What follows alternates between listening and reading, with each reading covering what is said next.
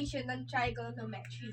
Trigonometry is a branch of mathematics that studies relationship between side lengths and angles of a triangle. So, kung mapapansin natin na ang trigonometry is mostly focused sa side lengths and angles of a triangle. So, trigonometry comes from two Greek words na trigon, which means triangle, metron which means measurement. So, sa kabuuan nito, ang ibig sabihin nito is triangle measurement. So, yun na. So, next naman, ano yung sixth trigonometric function? Ano nga ba to? So, meron tayong sine, cosine, tangent, cosecant, secant, and cotangent. Ano nga ba tong anin na ito? So, aalamin natin mamaya kung ano ba yung sixth trigonometric function. So, una, balikan na muna natin yung Pythagorean theorem na this is a right triangle. So, kung maalala natin yung Pythagorean theorem this is about sa pag-add o sa pag-compute ng ating sides ng triangle, three sides of triangle. So, meron tayong hypotenuse. So, hypotenuse is the longest side of a triangle. Lagi natin tatandaan na ang longest side of a triangle is always called hypotenuse and represents by letter C. So, this is the right angle kasi nakatapat siya sa hypotenuse. And this is also A and B legs. So, ating equation sa ating Pythagorean theorem sa right triangle is C squared is equal to A squared plus B squared. So, ano naman pinagkaiba ito sa trigonometry?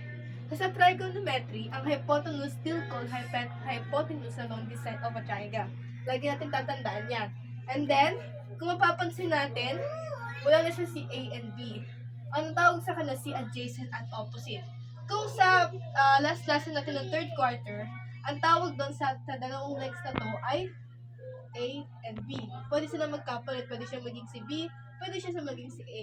Pero dito sa trigonometry natin is hindi siya pwede magkapalit. And kung mapapansin itong blue na side na to, ito is called side. So kung ano yung sa kanyang ka-opposite niya dito, nakatapat niya dito sa line na to, itong side na to is called opposite. At ito naman katapat niya is sa katabi ito sa baba is called adjacent. Malalaman natin kung ano yung purpose itong opposite at adjacent at hypotenuse connected dun sa sixth trigonometric function. Okay.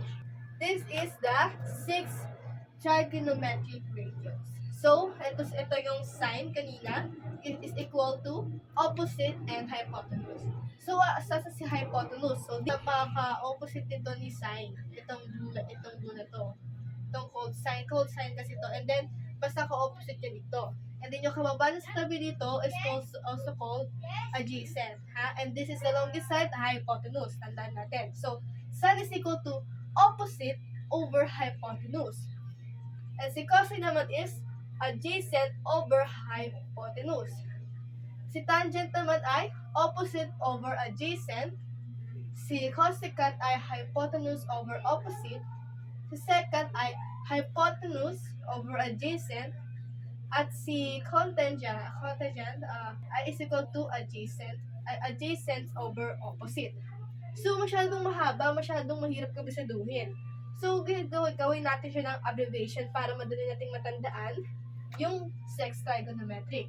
So, meron tayong SOH.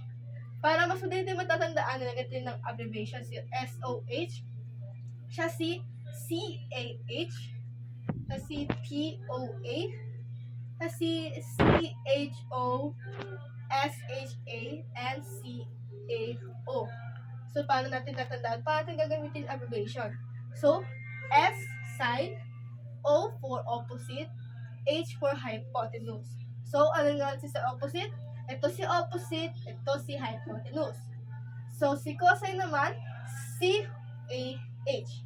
So, CH, cosine, A is for adjacent, H is for hypotenuse. Then, so on, TOA, CHO, SHA, CAO.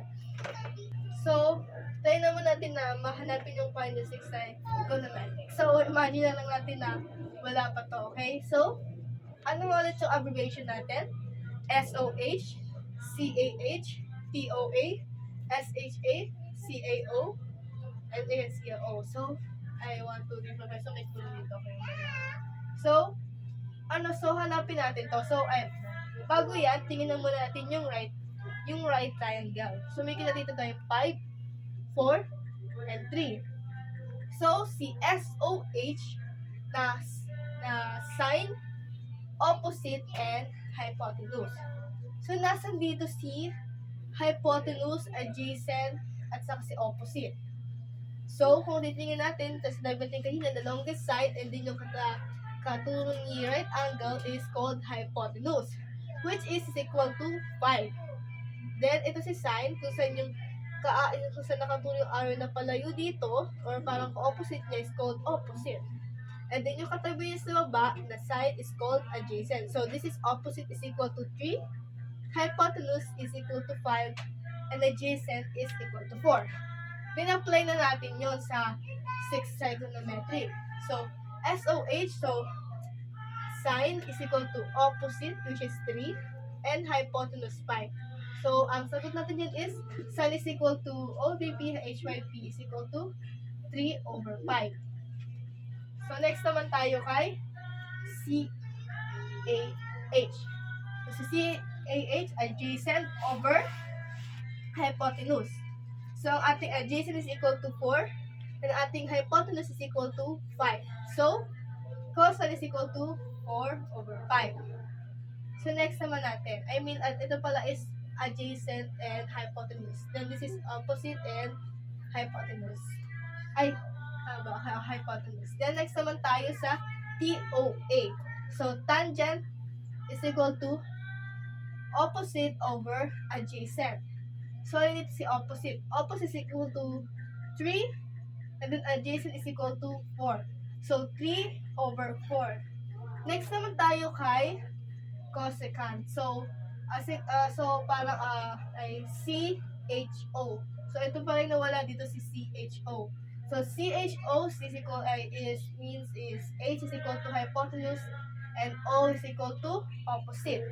So, ating hypotenuse 5, ang ating opposite are 3. Next naman si secant. So, SHA, yung ating abbreviation doon, si SHA is equal to SHA. So, secant, hypotenuse, and adjacent. So, hypotenuse natin is 5. Adjacent natin is equal to 4. Then, cosine natin is CAO. So, cotangent, adjacent, and opposite. So, opposite is equal to 3, and then adjacent is equal to 4. Ay, tama, mali. Adjacent is equal to 4, and opposite is equal to 3. So, yun na yung ating sagot sa finding the 6th trigonometric. Madali pa lang naman siya kasi we are, substituting pa lang naman yung value. Ito naman is, iba. So, hindi na siya kompleto, parang may nawawalang value. So, apply natin yung Pythagorean theorem natin. So, yung ating formula is c squared is equal to a squared plus b squared.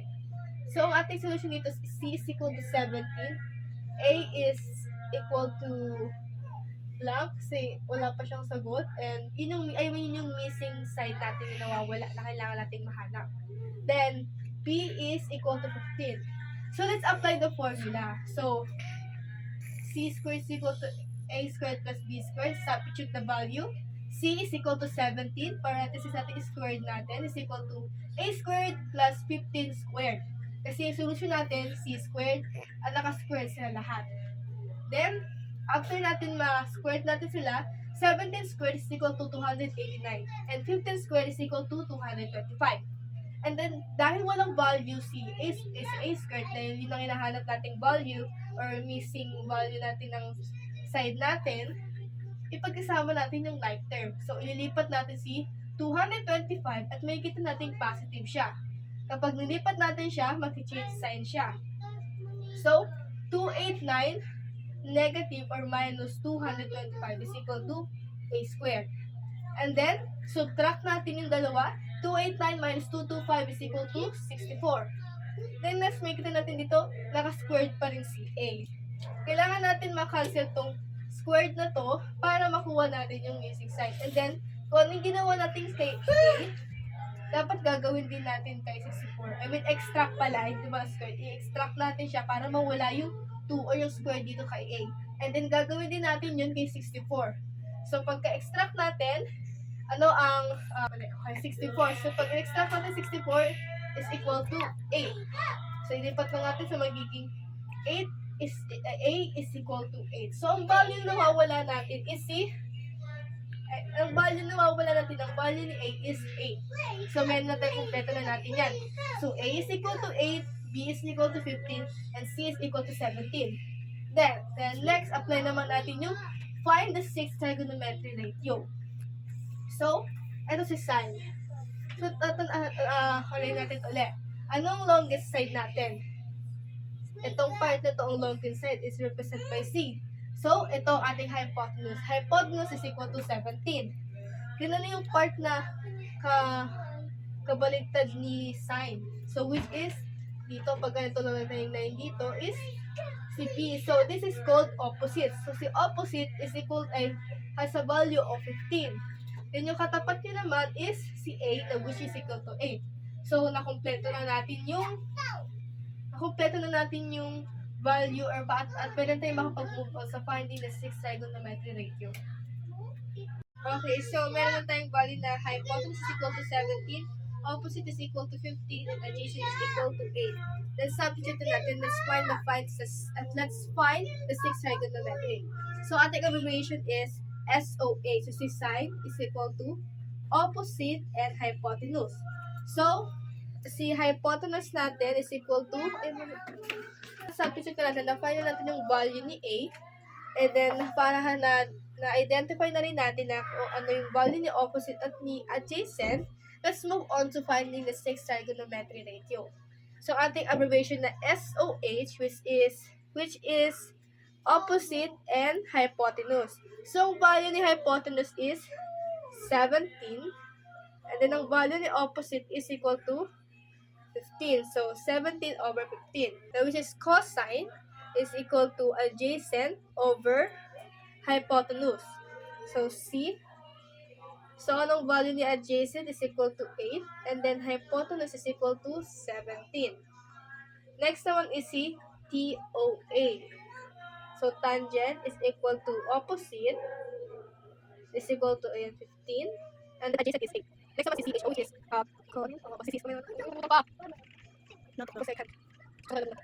cosecant na C is equal to hypotenuse, 17 yung value, and then CO, opposite, so 17 over 15. Next one is the CAO, which is cotangent, adjacent, and then opposite is 15. So 1, 2, 3, 4, 5. Wala yung isang value. SHA. Next one natin si SHA. So, secant is equal to hypotenuse over adjacent. So, siya po yung hypotenuse 17.